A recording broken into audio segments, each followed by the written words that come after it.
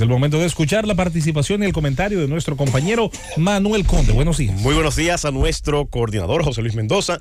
Muy buenos días a nuestros compañeros aquí en esta mesa de debates, al equipo técnico, a la dirección de este medio y sobre todo al pueblo dominicano que siempre nos distingue con su atención en el programa de mayor influencia de la radio dominicana. Señores, el país ha estado pasando ya por lo que es la resaca de esa gran tormenta.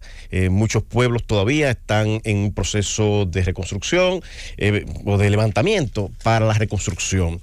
Fueron muchos los daños, las inundaciones, visualizamos las imágenes a través de la televisión, algunos de los que nos hemos desplazado al interior vemos los destrozos que ha tenido y el gobierno ha dispuesto el desplazamiento de sus principales autoridades a los diferentes puntos del país. Creo que fue apropiada la decisión del presidente de la República, primero quedarse en el país, no obstante tener un compromiso internacional ante la ONU y quedarse dirigiendo el proceso de levantamiento y reconstrucción de esas áreas afectadas por Fiona. Y por igual, el hacer esta distribución estratégica de las provincias afectadas, enviando a ellas, a los ministros, creo que va a ayudar bastante a agilizar el proceso de reconstrucción y de puesta en funcionamiento de muchas áreas, vías, caminos, el servicio eléctrico en algunos lugares que aún no está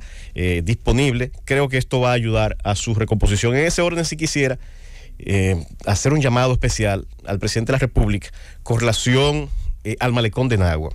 No me gusta hacer este comentario cejado con relación a una provincia, a un municipio en especial, por el alcance nacional de este medio, pero sí quisiéramos que se hiciera conciencia.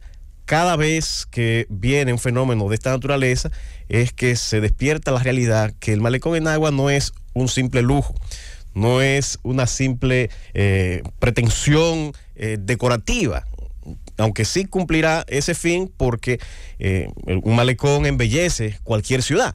Pero en el caso de Nagua, cada vez que se presenta un meteoro de esta naturaleza, el mar se desborda y afecta a las casas que están en las proximidades de la playa.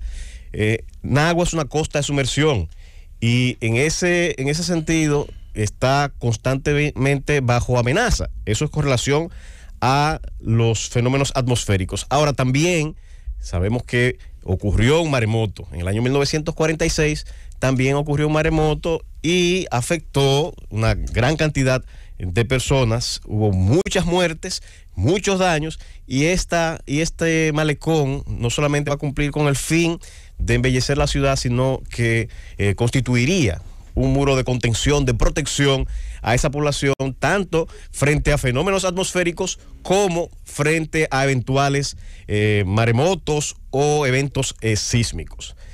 Hacemos un llamado al presidente de la República, que ya lo ha anunciado en múltiples ocasiones.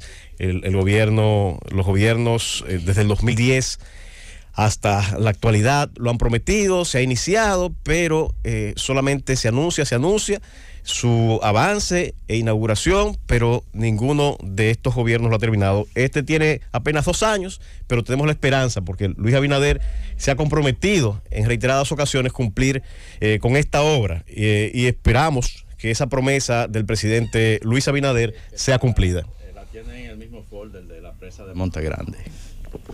Bueno, tenemos la esperanza de que no. Ahí, pues, algún día lo termina. Yo tengo, desde que yo comencé a ejercer el periodismo, y de eso hace muchos años, estoy escuchando la demanda del malecón de Nagua y promesa como de 4 presidentes de que van a hacer el malecón de Nagua. No, pero se inició en el 2010, se erogaron unos fondos, 2010, pero estamos en el 22 y que nada más se iba a 12 inaugurar, años. se iba a inaugurar, pero finalmente no se inauguró. 12 años son 3 gobiernos. Manuel, tú que eres de allá, de Nagua, ¿por qué que no se ha terminado? ¿Qué es lo que ha pasado que ha sido tan difícil? Porque los gobiernos no lo consideran una obra prioritaria. Es una aspiración de Nagua, pero no es una obra prioritaria. prioritaria para los gobiernos. Mira, yo no soy ingeniero ni nada por el estilo, pero la obra tiene su complejidad. Ajá. Su complejidad técnica.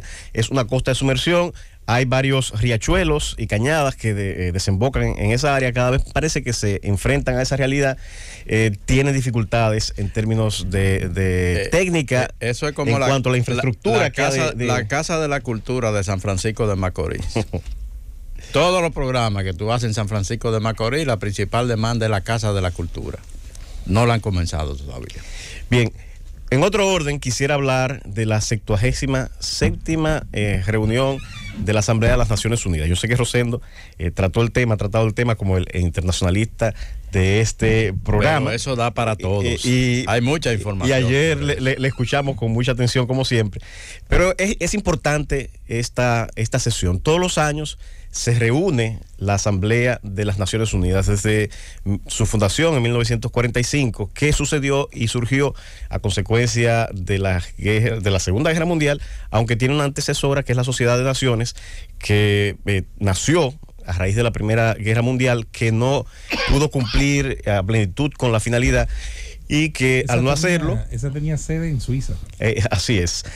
Al no cumplir con su finalidad, bueno, pues se produjo lo que se produjo, que fue la Segunda Guerra Mundial, que es la evidencia más contundente de su fracaso. Sirvió, hay que decirlo así, sí sirvió para resolver conflictos en muchas de las colonias africanas, en Asia, pero cuando ya se trató de conflictos, por ejemplo, en el caso de Francia, que invadió un territorio, así por igual Japón, ahí la Sociedad de Naciones no tuvo el peso específico. Era uno de los 14 puntos del presidente norteamericano Woodrow Wilson cuando termina la guerra y se firma el Acuerdo de Versalles. Pero extrañamente el Congreso de los Estados Unidos no aprueba su participación y se queda fuera de esa sociedad. Lo que pasa es que si se estudia un poquito a fondo el gobierno de Wilson y la forma en la que Estados Unidos entra a la guerra, con él hubo un tremendo problema en los Estados Unidos. Mucha gente entiende que la nación entró engañada a la guerra. Bueno, de todos modos, lo que sí hay que decir es que la forma en la que se administró la paz de la Primera Guerra Mundial, una paz de vencedores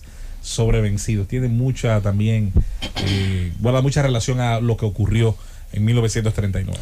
Sí, no, y precisamente una de las causas del fracaso, aunque fue una de las condiciones que puso Woodrow Wilson para incorporarse a la guerra en ese momento, fue el que una vez concluida la guerra se formara un organismo internacional que velara por la paz internacional, pero Estados Unidos finalmente, aunque fue una recomendación de los 14 puntos que presentó Woodrow Wilson, finalmente no se integró, y una potencia tan importante como esta, al no formar parte, lógico que estaba condenada al fracaso.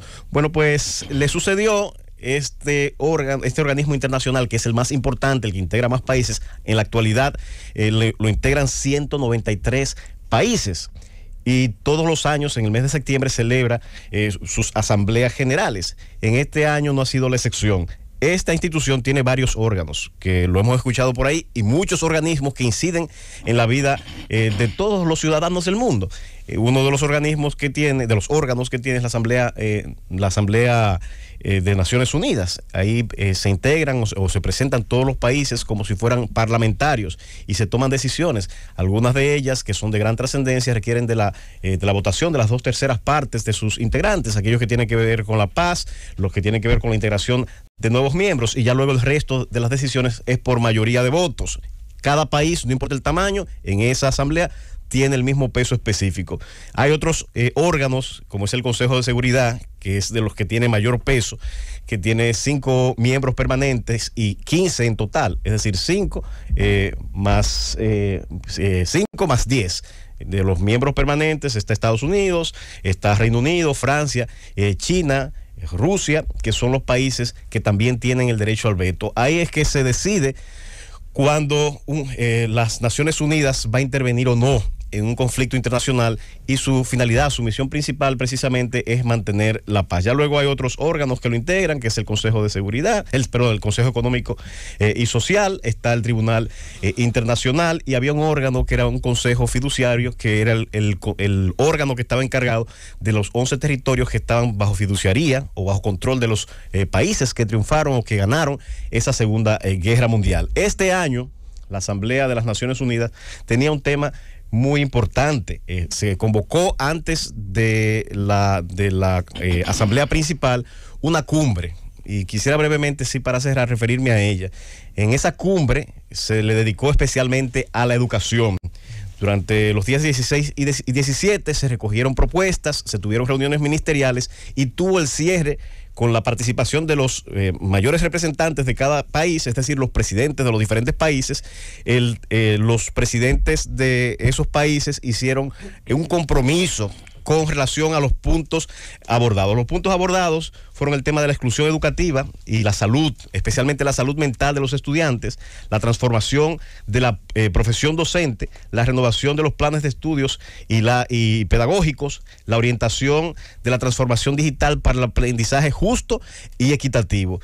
Qué bueno que este año la ONU tomó a iniciativa de la Secretaría General esta temática, porque precisamente la pandemia, tal y como lo reconoce el documento base que se discutió este año, la pandemia desnudó una realidad de desigualdad entre ricos y pobres en cuanto al acceso a la educación. La República Dominicana no se mantuvo al margen de esas diferencias y aunque se hicieron grandes esfuerzos porque se tuviera acceso a la educación, solo aquellos que tenían la posibilidad de tener al frente un computador y sobre todo acceso a internet fueron los que pudieron seguir con su proceso educativo.